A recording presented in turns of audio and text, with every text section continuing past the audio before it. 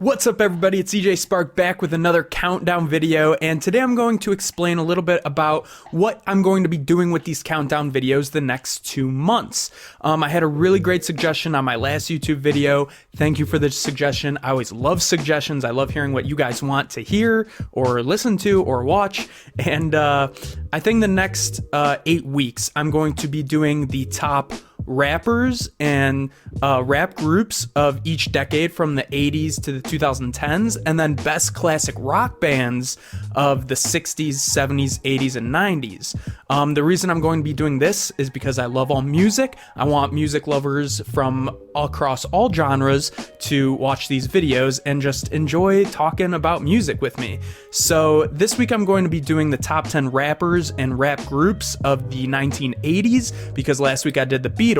And then next week I'm going to be doing the top 10 rock bands of the 1960s, and then we'll switch back and forth each week, do a little bit of alternative thing going on. And then since I already did the top 50 rappers of all time, obviously I won't do that again with the rappers, but I will do the best rock bands of all time after I get done with the 4 decades of rock bands. And I've really been debating like the last 2 to 4 hours, like how to put a specific group or band in what decade, because people like LL Cool J, they came up and were very relevant in the 80s, but he was also relevant in the 90s and even the 2000s. So I think I'm just going to go mainly when they came up or when they were most relevant. So let's get into it. Top 10 rappers and rap groups of the 1980s. You can't have this list without Grandmaster Flash and the Furious Five. I have him at number 10. I mean, he was so funky and they were just so good. They were just classic hip hop. And I feel like they brought a touch of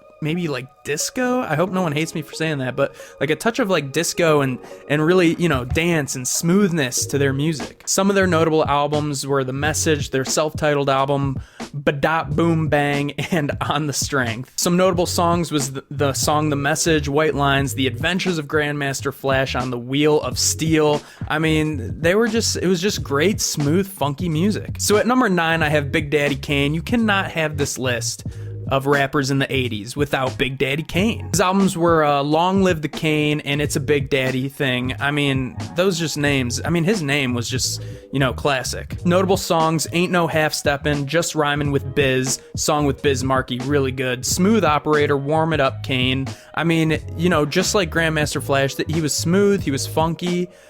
He was just very good. Also, that joke in Scary Movie 2, I think when they're in the Haunted Mansion about Big Daddy Kane, you just look up that reference. It's hilarious. At number 8, I don't think a lot of people have them in their top 10, but I got Salt and Peppa. You gotta pay respects to these girls. Their albums were Hot, Cool, and Vicious and Assault with a Deadly Peppa. I mean, those names for albums are just absolutely fire. Some notable songs are I Like It Like That. I mean, Cardi B just used that sample in her uber famous song, so, she's paying respects to Salt and Peppa. Push It. I mean, everyone knows, push it. And let's talk about Sex. I know that song is from 1990, but, close enough. I have a few of those on this list where it's like 1990, but close enough. They were iconic. A lot of people looked up to them. They really had that attitude, independent woman style, and they were just really good. And I think the people that leave them off the top 10 list are just wrong. And Salt and Peppa, number 8, gotta be on there. At number 7, I have Slick Rick. Now, his one album from the 80s, The Great Adventures of Slick Rick, I just think he was an amazing storyteller, and that's what made him so good. His flow is definitely good, but his storytelling abilities is really what puts him up there. I mean, how many rappers these days do you hear name dropping or just mentioning Slick Rick? So many. The Ruler's Back, Children's Stories, very popular. I Love Teenage Love, Hey Young World. I mean, he just gets name dropped all the time. You got to put him on this list. Slick Rick, number 7. Super slick, just like his name, and an amazing storyteller. At number 6, I have LL Cool J. He's got to be on there. He's definitely one of the best rappers of all time. I think he was, number 49 or 50 on my greatest rappers of all time list. But I mean, LL Cool J, just super, super, super amazing rapper. Some notable albums: Radio, Bigger and Deffer, Walking with a Panther. And then he did have Mama Said Knock You Out, which I think is his most famous song. I mean, he made a lot of fight music. He made a lot of fighting music, hype music, pump up music, LL Cool J, boxing. That's what I think about.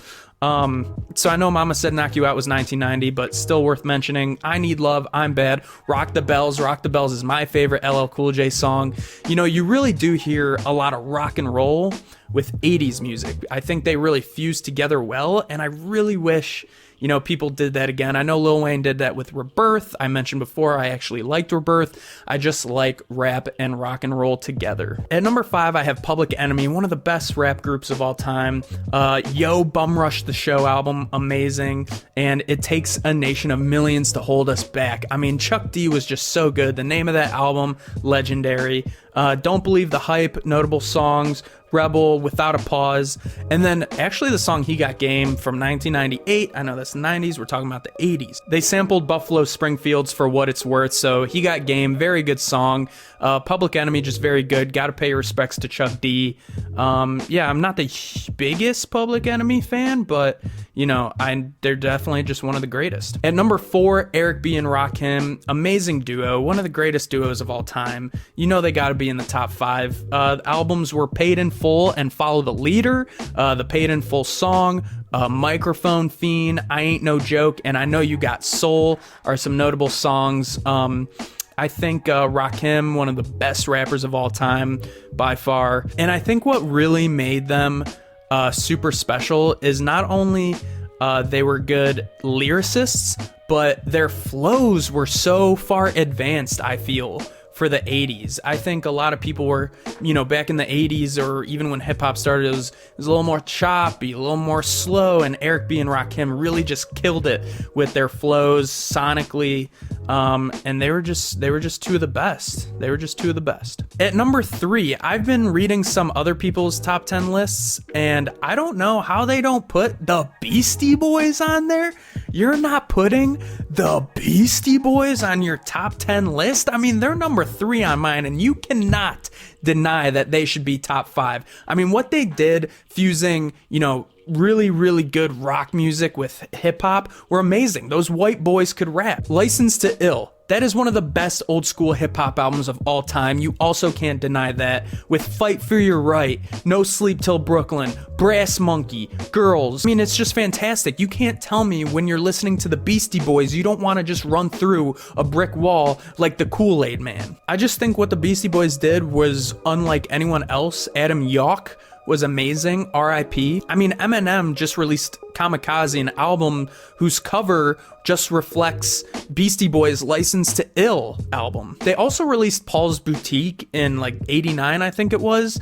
Definitely not as good as License to Ill, but still worth mentioning. And you got to put the Beastie Boys in there. There's no reason you shouldn't put the Beastie Boys on there from, sonically, lyrically. You could rock out hard to, you could bump to.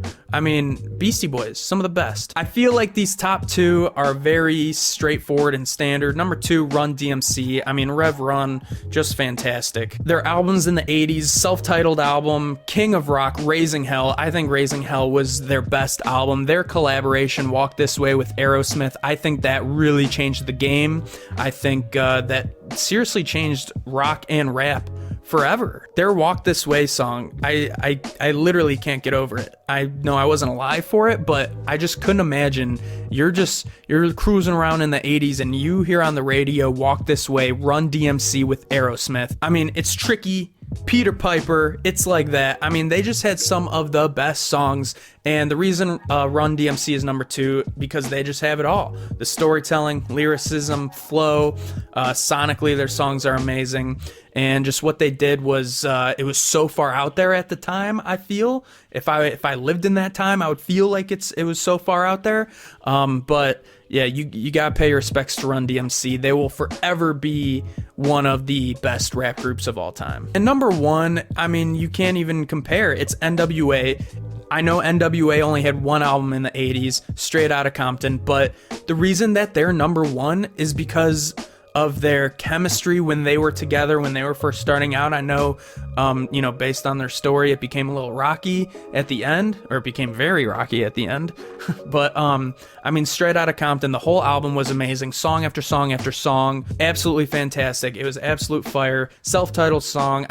F the Police, Gangsta Gangsta, Express Yourself, something like that. The way that Ice Cube wrote the lyrics, MC Ren, Eazy-E were very good. I personally think Ice Cube was a better rapper and writer than Eazy-E, but that's just me. When you have Dr. Dre producing and you have Ice Cube writing lyrics, Ice Cube rapping, Eazy-E, MC Ren, DJ Yella, and also the shows that they put on were just amazing. If you haven't seen the Straight Outta Compton movie, you have to watch the Straight Outta Compton movie. Even if you have no idea who NWA, Ice Cube, Dr. Dre, any of them are, even if you don't like hip hop or rap, it's still an amazing movie. It's still an amazing story, and that's what makes them number one. Their hardships, their come up, what they did for their city, amazing. You put those guys together and absolutely amazing album. You just can't deny their songs, you can't deny their hip-hop abilities, their writing skills, and everything, and just what they did. It truly was a movement. I don't like using the word movement too much, but it truly was, and they were just the best rap group of the 1980s. So that's my list of the best rappers and rap groups of the 80s. Thank you guys for watching. If you liked it, please hit a thumbs up, and please subscribe to the channel. It really helps me out. And please let me know in the comments